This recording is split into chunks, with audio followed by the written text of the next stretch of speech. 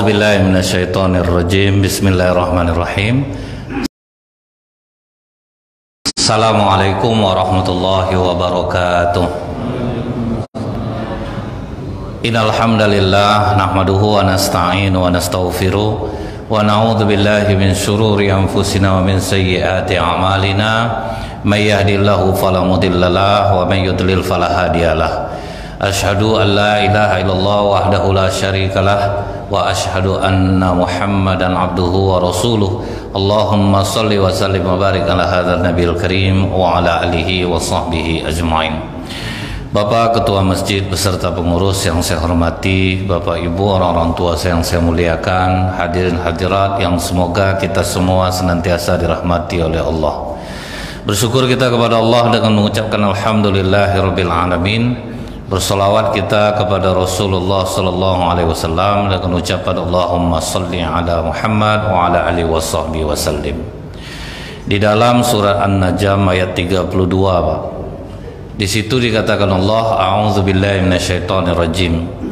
Alladzina yajtanibuna kaba'iral itsmi wal fawahisha illal lamam. Inna rabbaka wasi'ul maghfirah. Huwa a'lamu bikum idh ansha'akum minal ardi wa idh antum ajinnatun fi butuni ummahatikum fala tuzakku anfusakum huwa a'lamu bimanittaqa. Yaitu mereka yang menjauhi dosa-dosa besar dan perbuatan keji kecuali kesalahan-kesalahan kecil. Sungguh Tuhanmu maha luas ampunannya. Dia mengetahui tentang kamu sejak dia menjadikan kamu dari tanah, lalu ketika kamu masih janin dalam perut ibumu, maka janganlah kamu menganggap dirimu suci. Nah, ini yang harus digarisbawahi. Jangan pernah menganggap diri kita ini suci. Dia mengetahui tentang orang yang bertakwa. Dulu tahun 2006 di tempat perkumpulan ustadz-ustadz lah di Mesir itu, Pak. Jadi ada perempuan pakai bikini datang, pakaian seksi. Seluruh ustadz-ustadz kabur menganggap diri mereka suci. Ini yang datang orang kotor. Cuman satu orang ulama, Bu, yang tetap bertahan, yaitu Syekh Al-Ghazali. Bukan Imam Al-Ghazali, Pak, Syekh Al-Ghazali. Dia terima dengan senyum perempuan itu. Tidak ada dia sedikit pun merasa jijik, merasa terganggu. Diajak duduk ke ruangan dia, ditanya apa masalahnya. Tapi ini ulama, Pak, jangan Bapak buatlah macam ini, Pak. Nanti takutlah saya, tidak apa-apa baru bicara dengan perempuan seksi. Indonesia ini, Pak, netizennya paling tidak sopan se-Asia nih, Pak. Ngeri, Pak. Mulut netizen Indonesia ini ngeri, diakui. Kemudian, Pak, rupanya perempuan ini mengadukan masalahnya. Dia memang orang Arab, cuman lama di Perancis, jadi tidak tahu agama. Selama ini hatinya kosong, terus dia ceritalah ke Syekh Al-Ghazali ini. Dinasihati oleh Syekh Al-Ghazali ini, Pak. Kemudian diajarkan dia dasar-dasar Islam. Nah, akhirnya dia pulang dalam keadaan tenang. Tidak lama setelah itu perempuan itu pulang, ustadz yang lain langsung memarahi Syekh Al-Ghazali. Perempuan kotor seperti itu saya terima di sini. Maka jawaban Syekh Al-Ghazali, kita ini seperti dokter. Yang datang ke kita ini orang sakit. Nah, jadi itu yang harus kita ketahui, Pak. Jangan sampai kita gampang menilai orang, oh kita udah rajin sholat, kita ini baik, kita ini suci. Terus kita kadang memandang orang sebelah mata. Nah, itu yang bahaya tuh. Jangan sampai kita merasa suci. Dari hari Senin, Kamis datang perempuan tuh, Pak, sudah memakai jilbab. Kata Syekh Al-Ghazali, kenapa kau tidak pergi ke masjid dekat-dekat tempatmu tinggal saja? Ustadz-ustadz ini mulutnya parah, Syekh. Kadang kalau ngadap perempuan macam kami ini marah dia. Itu, Pak. Jadi memang ini koreksi juga bagi ustadz-ustadz. Kadang mudah juga menilai orang. Macam dia yang udah baik, dia yang udah suci, dia yang berilmu. Makanya 3 amal yang membinasakan, kata Rasulullah. Kikir yang diperturutkan, hawa nafsu yang diikuti, merasa bangga dengan diri sendiri. Ini yang banyak kena orang yang sudah rajin sholat, merasa bangga dengan dirinya sendiri. Udah rajin pengajian macam ahli surga, udah rajin sholat tahajud macam ahli surga, mentang-mentang udah rajin puasa sunat Senin Kamis, puasa Syawal berturut-turut, tahajud malam. Jadi dia berteduh di halte, Bu, hari hujan sekuat-kuatnya, dibacanya ayat kursi sekali, berhenti hujan. Mak, dekat aku dengan Allah ya. Memang aneh aku ni, aku pun heran tengok diri aku ni. Sampai di masjid cerita lah, tadi hujan selebat-lebatnya, banyak orang berteduh situ, kasihan saya bacakan aja kursi sekali, berhenti hujan langsung. Tapi memang tak orang sembarangan yang bisa macam itu. Kalian kan tahu gimana aku. Nah, itu orang ujub nih banyak di sekitar kita, orang-orang yang sudah rajin sholat, sudah rajin ibadah. Di masa ada perbedaan, Bu, antara orang sombong dengan ujub. Kalau sombong itu 3 unsurnya. Orangnya, ada yang disombongkan, ada pembanding. Nah, itu Pak, kalau orang sombong nih, dia menyombongkan diri untuk mematahkan orang, untuk meremehkan orang. Mulai dari orang biasa sampai di kalangan ustadz, banyak yang seperti ini. Ustadz ini ceramah nanti dipatahkan dengan ustadz ini, kan banyak tuh Pak. Nah, itu namanya sombong, Bu, menganggap remeh orang, ada pembandingnya. Dan sombong ini tidak peduli siapapun, Pak, bisa kena jadinya. Tapi kalau ujub cuma 2, orangnya, kemudian ada yang dibanggakannya, dan dia tidak perlu pembanding, dia hanya membanggakan dirinya sendiri. Nah, itu aja bedanya, Pak. Cuman sedikit lagi orang ujub ini bisa jatuh kepada kesombongan. Itu yang harus kita ketahui. Makanya Ibnul Mubarak dan Imam Al-Ghazali rahimahullah menjelaskan tentang sifat ujub ini. Kalau kata Imam Al-Ghazali, ujub itu kecintaan orang terhadap karunia yang menganggap hanya dia aja yang memperoleh, orang lain tidak. Tapi kalau kata Ibnul Mubarak, bahwa ujub itu perasaan ketika seorang merasa dirinya mempunyai kelebihan yang tidak dimiliki oleh orang lain. Itu aja perbedaan dari 2 pendapat ulama ini tentang ujub. Cuman garis besarnya orang yang merasa bangga terhadap dirinya sendiri. Dalam kitab Fathul Majid, Pak, ini karya Syekh Nawawi Al-Bantani, orang Indonesia yang terkenal di Yaman ini, Pak, ulama. Jadi Abu Hanifah, Imam Abu Hanifah itu namanya kan sebetulnya Nu'man bin Sabit. Nu'man bin Sabit ini termasuk tabi'in. Tabi'in ini apa, Pak? Yang sempat bertemu dengan sahabat Rasulullah. Dia berguru dengan Imam Malik bin Anas. Juga gurunya adalah Syekh Hamad, itu tabi'in. Kalau tabi'un tabi'in, dia hanya ketemu dengan dari imam ini, nanti baru lagi terus. Tapi kalau yang tabi'in, dia yang orang-orang ulama yang masih ketemu dengan sahabat Rasulullah. Jadi disebutkan, Bu, dalam kitab ini, Imam Abu Hanifah waktu dia berguru dengan Syekh Hamad umur sekitar 22 tahun. Dan Syekh Hamad ini sangat membanggakan Imam Abu Hanifah karena kecerdasannya.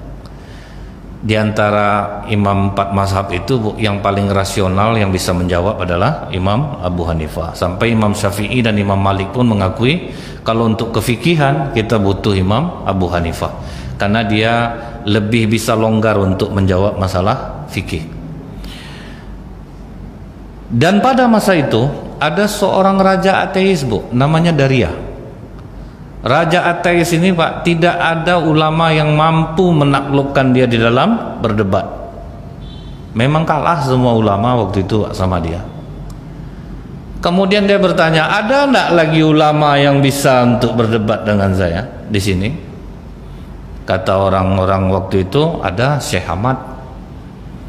Kalian datangkanlah dia sama aku, janjikanlah kapan dia bisa berhadapan dengan aku. Maka menteri datang menghadap dengan Syekh Hamad ini. Disampaikanlah tantangan dari raja ini. Syekh Hamad meminta waktu senggang, tolong kasih aku waktu semalam. Jangan sekarang, kasih aku waktu semalam. Karena berpikir juga Syekh Hamad nih, Pak, karena ulama udah banyak tumbang sama dengan orang ateis ini. Setelah itu Imam Hamad ini pergilah dia ke tempat murid kesayangannya ini. Pergi dia ke tempat Imam Abu Hanifah.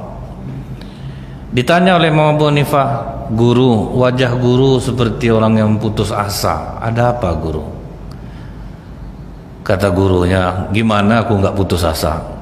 Aku diminta untuk berdebat dengan raja ateis ini, Daria ini.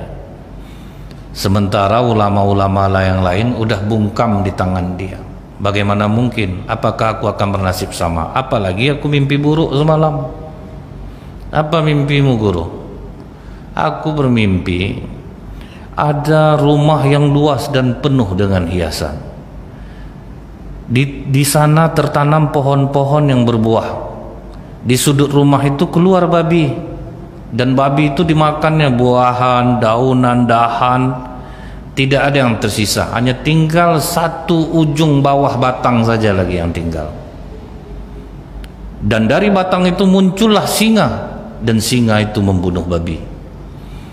Maka kata Imam Abu Hanifah, alhamdulillah, sepertinya aku diberikan Allah kemampuan untuk menafsir mimpi guru ini. Rumah luas yang penuh hiasan itulah Islam, guru. Kemudian pohon yang berbuah itulah para ulama. Babi itulah dari ya, dimakannya semua ulama ini, kalah sama dia. Tinggal hanya ujung batang, dirimu. Dan di balik dirimu itu ada singa. Singa itu adalah aku. Akulah yang akan mengalahkan babi itu. Jadi babi disebutnya di sini, Pak. Kalau begitu apakah kau berani berhadapan dengannya? Berani itu, dengan izin Allah. Aku berani. Nah, ditentukanlah harinya, Pak. Setelah bertemu, maka kata Raja Daria ini, mana orang yang akan kalian hadapkan kepadaku? Semua orang terdiam, termasuk Syekh Ahmad. Imam Abu Hanifah umur baru 22 tahun, Pak. Kecil betul baru. Maka kata Imam Abu Hanifah, aku orangnya yang akan menjawab pertanyaanmu. Kau kecil baru, nak. Banyak ulama yang sepuh-sepuh sini ya, tidak ada yang bisa menjawab pertanyaan aku. Kau pula yang mau maju. Jangan kau pandang dari usia aku, karena Allah meletakkan ilmunya kepada orang yang dia kehendaki. Silahkan saja kau bertanya, apa yang mau kau tanyakan. Jadi dia duduk di singgasananya Imam Abu Hanifah di bawahnya. Maka kata Daria ini, apakah Allah itu ada? Kata Imam Abu Hanifah, ada. Kalau memang ada, di mana dia? Kata Imam Abu Hanifah, dia tidak memiliki tempat. Dia tidak ada tempat berdiam. Waktu maksudnya itu bertempat diam di satu tempat itu tidak. Allah tidak bertempat. Dijawab lagi oleh Daria ini dengan pertanyaan, bagaimana mungkin sesuatu yang ada tapi tidak punya tempat? Itu gimana kau ini? Tidak masuk akal sama aku. Dia ada tapi tidak ada tempatnya. Buktinya ada di badanmu sendiri, Raja. Ngapa di badan aku? Apakah kau punya ruh? Punya? Di mana posisi ruhmu itu? Di kepala, perut, atau kaki? Mana tahu aku? Itu aja kau tidak bisa jawab. Di badan kau sendiri padahal kau tidak tahu letaknya ruh. Allah pula kau pertanyakan di mana tempatnya. Sekarang ambilkan aku segelas susu, kata Imam Abu Hanifah. Dia ambillah segelas susu, Pak. Apakah di dalam susu ini ada lemaknya? Ada, kata raja ini. Tunjukkan aku posisi lemak itu di mana dalam susu ini. Tentu sudah tergaur dalamnya. Mana ada nampak lagi di mana dia? Sedangkan tempat yang jelasnya aja kau tidak bisa menunjukkan di mana tempat lemak. Allah pula yang kau pertanyakan. Oke, aku kalah 1-0, kata raja ini. Kemudian yang kedua, apakah sebelum Allah ada itu ada yang lain, atau sesudah Allah ini ada enggak yang lain? Tidak ada sesuatu apapun di depan ataupun di belakangnya. Kata Imam Abu Hanifah, bang, betul, tidak ada yang mengawalinya dan tidak ada akhirnya. Ini tidak masuk akal, Nu'man. Bagaimana caranya? Tidak tergambar dalam pikiranku sesuatu yang tidak ada awalnya, tidak ada akhirnya. Tengok jari kau tuh, sebelum jempol apa? Tidak ada. Sesudah kelingking ada enggak? Enggak. Di badan kau juga jawabannya baru. Tidak pernah kau heran selama ini, apa sebelum jempol deh? Atau ada enggak sesudah kelingking? Di badan kau aja yang sepele tidak pernah kau pertanyakan. Allah pula kau pertanyakan sebelum Allah siapa, sesudah akhir Allah siapa. Maka terdiamlah Raja Daria ini. Setelah itu baru pertanyaan yang terakhir, Pak. Sedang apa Allah itu sekarang? Maka kata Abu Hanifah, seharusnya orang yang bertanya itu di bawah, yang menjawab di atas. Turunlah kau sini dulu. Turun raja itu ke bawah, Pak. Imam Abu Hanifah yang duduk di atas singgasana itu. Kau ingin tahu kerja Allah sekarang? Menaikkan kebenaran seperti aku sekarang ini dan menjatuhkan kehinaan seperti engkau. Baru itu dia meraja, ya cerdik kau rupanya. Inilah kerja Allah. Kalau kau salah, kau akan dijatuhkan oleh Allah. Kalau kau benar, kau akan dinaikkan oleh Allah. Nah, selesailah ujub dan sombongnya Raja Daria ini di tangan Imam Abu Hanifah. Jadi jangan pernah menyepelekan orang, Pak. Seperti Wais Al-Qarni itu diremehkan, Pak. Pernah ditanya oleh Umar bin Khattab kepada suku Al-Qarni yang melaksanakan ibadah haji, siapa dari Yaman? Nunjuk tangan semuanya. Yang dari suku Al-Qarni, nunjuk tanganlah beberapa orang. Siapa di antara kalian yang namanya Wais Al-Qarni? Ketawa orang Qarni ini, Pak, suku Al-Qarni ini. Orang agak bodoh-bodoh tuh Khalifah. Dia ada kami bawa semi untuk jaga ternak. Kata Khalifah Umar bin Khattab, tahukah kalian apa dikatakan Rasulullah? Kalau Wais Al-Qarni berdoa kepada Allah memberikan syafaat, 2 kampung bisa selamat sama dia. Baru tuh kejut orang suku Al-Qarni di Yaman, Bu. Karena selama ini dia macam orang-orang bodoh, Pak. Tidak begitu dikenal orang. Cuman wali Allah seperti Wais Al-Qarni ini, Pak, sembahyang rajin, Pak, baca Quran, menangis di malam hari. Cuman dia tidak ingin terkenal, dia tidak ingin dikenal orang. Dicarilah oleh Umar bin Khattab dengan Ali bin Abi Thalib. Nampak dia, Pak, sedang menjaga ternaknya. Assalamualaikum. Waalaikumsalam. Siapa namamu? Kenapa? Ada apa dengan namaku? Aku ini hamba Allah. Semua orang hamba Allah. Cuman kami ingin tahu nama yang diberikan oleh ibumu. Namaku Wais Al-Qarni. Apakah kau punya tanda di bawah ketiakmu berwarna putih? Betul. Berarti kau yang diceritakan oleh Rasulullah. Doakan kami berdua. Karena kata Rasulullah, kalau ketemu denganmu, doakan kami. Mintakan ampun kepada Allah untuk kami. Tunggu sebentar. Kalian siapa? Sampai membuat aku bisa dikenal orang. Aku Umar dan ini Ali. Wah, langsung dipeluk oleh Wais Al-Qarni. Semoga Allah membalas jasa kalian untuk umat ini. Bukan aku yang seharusnya berdoa untuk kalian, tapi kalianlah yang seharusnya berdoa untuk. Tidak, Wais. Kami diperintahkan Allah untuk perintahkan Rasulullah untuk meminta doa kepada. Didoakan oleh Wais Al-Qarni. Kata Umar, tunggulah kau di sini. Aku akan pulang sebentar, akan kuambilkan pakaian yang pantas untukmu, akan kuberikan sebagian dari gajiku untukmu. Kata Wais Al-Qarni, tentu Rasulullah sudah banyak menceritakan tentang aku. Tidak ada guna duit sama aku. Aku aja kerja untuk menjaga unta nih, 4 dirham aja itu dah duit aku. Baju aku seperti yang inilah, tidak usah lagi. Setelah ini jangan pernah temui aku. Itu, Pak. Jadi bentuknya biasa-biasa aja, Bu, tidak dikenal orang. Tetapi dia justru adalah orang yang sangat dicintai oleh Allah. Jadi makanya jangan kita nih mudah meremehkan orang dari gayanya. Nah, seperti ini, Pak. Ini Syekh Yazid Al-Bustami. Dia punya muridnya ini udah banyak jamaahnya, Bu. Di mana-mana ceramah ramai, Pak. Nah, ini hati-hati ini untuk penceramah nih macam-macam saya ini, Pak. Hati-hati nih.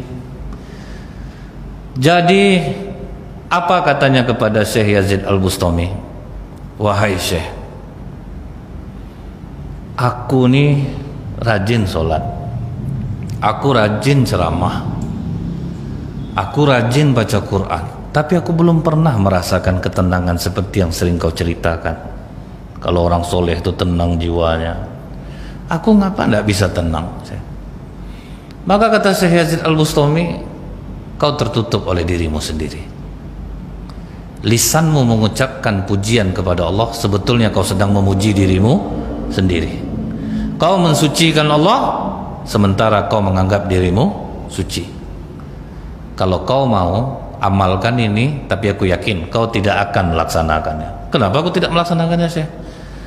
ganti baju kau nih dengan baju biasa, gantungkan sekantong kacang di lehermu. Pergi kau ke tempat anak-anak main, katakan kepada anak-anak itu, tampar aku satu kali, satu orang aku kasih kacang sebungkus. Syekh, aku kalau orang kafir yang ngomong gini aku maklum, tapi kau seorang guruku, masa berkata seperti itu? Ada, makanya aku bilang kau tidak akan melaksanakannya. Kenapa? Kau sudah tertutup oleh dirimu. Padahal aku ngetes saja tadi itu. Kau ujub, kau merasa dirimu suci, kau merasa dirimu baik. Jadi walaupun dia seorang penceramah terkenal pun, dia tidak akan pernah bisa merasakan ketenangan jiwa karena dia menganggap dirinya lebih hebat. Saya ingat dulu Pak, ada seorang ustadz ceramah Pak. Bertanyalah ibu-ibu ke dia Pak, ngamuk dia Pak. Kemana aja ibu dari tadi ya? Selama ini saya ceramah itu juga yang baru yang ditanya. Tuh Pak, bangkit ujubnya Pak. Nampak dia jamaah nggak ada pakai pena. Udah hebat bapak-bapak semuanya. Sampai bisa merekam semua yang saya sampaikan. Tulis. Wah, kan apa nama itu? Takutlah orang hadir jadinya macam itu. Sedangkan yang macam-macam saya aja hadir udah takut juga orang kadang Pak kan. Apalagi macam itu kan. Jadi di kalangan ulama pun bisa terserang sifat ujub. Jadi tanpa terkecuali Bu, bahkan seorang nabi pun pernah kena ujub. Ini dikatakan oleh Rasulullah. Ini hadis sahih riwayat Tirmizi, riwayat Muslim. Ada dulu seorang nabi yang tidak terkalahkan Pak, karena umatnya semua penurut, tapi tidak disebutkan siapa nabinya dalam riwayat ini. Tentaranya banyak, semua ikut sama dia, tidak ada yang membangkang, sehingga timbul sifat ujub nabi ini. Aku tidak akan terkalahkan. Akhirnya Allah menghukumnya Pak, dikasih dia 3 pilihan.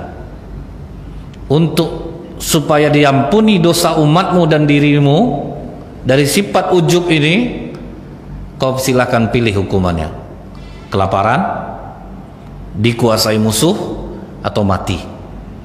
Itu pilihannya Pak. Dipikir oleh Nabi ini, kalau kelaparan menghancurkan juga bagi umatku, mereka akan bisa baling imannya. Kalau dikuasai musuh belum tentu juga selamat, akan hina jadinya. Akhirnya dia pilihnya yang ketiga, dia pilih akhirnya kematian. Jadi setelah dia menang perang terakhir kali, seluruh umatnya dan Nabi itu dimatikan oleh Allah. Itulah tebusannya Bu, karena sifat ujub ini tadi.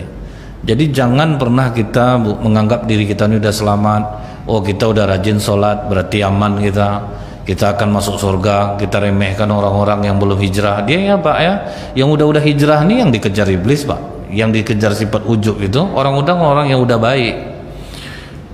Nah kemudian Pak, di zaman Rasulullah sendiri pun kena juga di perang Uhud dan perang Hunain.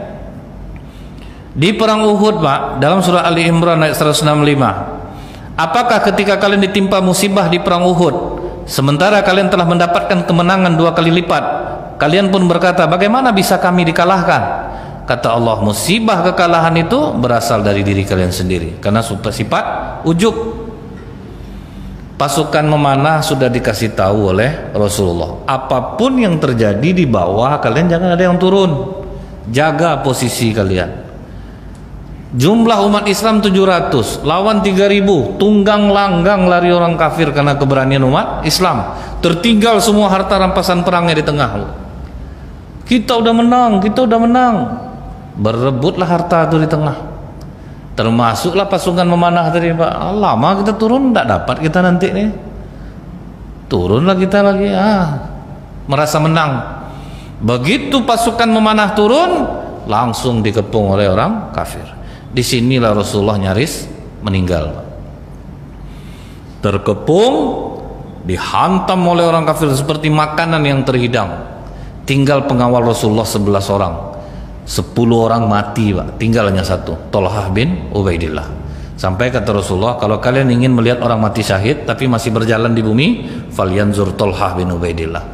Lihatlah Tolhah bin Ubaidillah, 70 sabetan pedang Pak, tidak mati dia. Dia inilah yang menjaga Rasulullah, tapi Rasulullah kena juga Pak, rahang pecah. Kemudian topeng besi Rasulullah, tameng besinya bengkok, badan Rasulullah luka-luka. Tambah turun semangat umat Islam ketika mendengar Rasulullah wafat. Ada teriakan, Pak, Rasulullah wafat, Rasulullah wafat. Sebetulnya yang meninggal itu adalah Mus'ab bin Umair. Mus'ab bin Umair itu ganteng, Pak. Jadi dia tuh mirip-mirip Rasulullah. Dia itulah, Bu, yang membenamkan tubuhnya setengah badan di pasir. Dia hadangnya sendiri, Pak. Jangan sampai orang ini bisa menjebol pertahanan Rasulullah. Jadi ditimbunnya badannya setengah, jadi ada kekuatan jadinya. Disitulah dia hadang, Pak. Hantaman kuda, pedang apa. Kena tangan sebelah, diangkatnya bendera perang itu dengan tangan kiri, kena tebas lagi sebelah. Itu dibilang Rasulullah, Bu, ini anak orang kaya di Mekah. Akhirnya meninggal, kain kafannya ditutup pakai bajunya, bawahnya terbuka kepala, ditutup kepala, terbuka kakinya. Baju itu udah compang-camping, Pak. Anak orang kaya jatuh miskin karena apa? Karena dia masuk Islam. Nah, kena para sahabat di perang Uhud. Nah, lebih parahnya itu, Pak, kenanya di perang Hunain. Di perang Hunain itu jumlah umat Islam 12.000. Yang mau dihantam cuma 4.000, Pak. Wah, pongah semua. Semua pasukan waktu itu pongah. Ini diceritakan Allah dalam surah At-Taubah ayat 25. Allah telah menolong kaum mukminin di banyak medan perang. Dan ingatlah waktu perang Hunain, ketika jumlahmu yang besar itu membanggakan dirimu, tetapi jumlah yang banyak itu sama sekali tidak berguna bagimu. Bumi yang luas terasa sempit bagimu. Kemudian kalian berbalik ke belakang dan lari tunggang langgang. Azab umat Islam. Teknik orang di perang Hunain itu, Pak, sembunyi dia di balik bukit, bawa panah. Begitu umat Islam masuk di tengah, dia dibombardir orang tuh pakai panah. Tunggang langgang lari, lawan nak nampak. Kenapa kembali menang? Seseorang berteriak, ingatkah kalian janji kalian ketika kalian berbaiat kepada Rasulullah, kalian akan membelanya, mencintainya lebih dari anak dan istri kalian. Oh, di situ baru balik, baru menang lagi. Nah, jadi itulah bahayanya sifat ujub ini, Pak. Orang yang sering merasa ujub ini, Bu, aturan masuk surga bisa jadi masuk neraka, Pak. Ada ahli ibadah yang sudah taat beribadah. Di dalam hadis qudsi disebutkan, dia tinggal di suatu pulau, beribadah aja kerjanya, berbuka dengan buah delima. Saking sayangnya Allah, Pak, ditumbuhkan Allah delima di pulau itu dan tidak pernah kosong buahnya. Jadi kalau dia berbuka pakai itu. Puasa setiap hari, ibadah sepanjang malam. Begitu di akhirat, kata Rasulullah, apa kata Allah kepada para malaikat? Masukkan dia ke dalam surga karena rahmat dan kasih sayangku. Protes dia, Bu. Allah, kenapa aku dimasukkan ke dalam surga karena rahmat dan kasih sayangmu? Kok tidak kena amal ibadah aku? Kok tidak pernah buat dosa? Ibadah tiap hari, puasa tiap hari. Kok tiba-tiba masuk surga bukan karena amal ibadah aku? Kok karena rahmat dan kasih sayangmu? Bangkit ujubnya, Pak. Kata Allah, keluarkan dia balik. Keluar balik. Sekarang kita timbang, mana yang lebih berat, amal ibadah kau itu atau rahmat dan kasih sayangku? Satu aja lah sama nikmat aku. Sebiji mata aja timbang dengan amal kau. Ditimbang sebiji mata dengan amal ibadah dia yang cukup lama. Ternyata lebih berat sebiji mata ini, Pak. Bertanya dia kepada Allah, kenapa kok bisa lebih berat ya Allah matanya? Tak, tunggu dulu, masuk aja kau ke neraka. Kau yang jelas sekarang lebih berat nikmat aku, masukkan dia ke neraka. Ampuni aku ya Allah, ya biarlah masukkan aku dengan rahmat dan kasih sayangmu. Tapi kenapa kok lebih berat mata itu daripada amal ibadahku?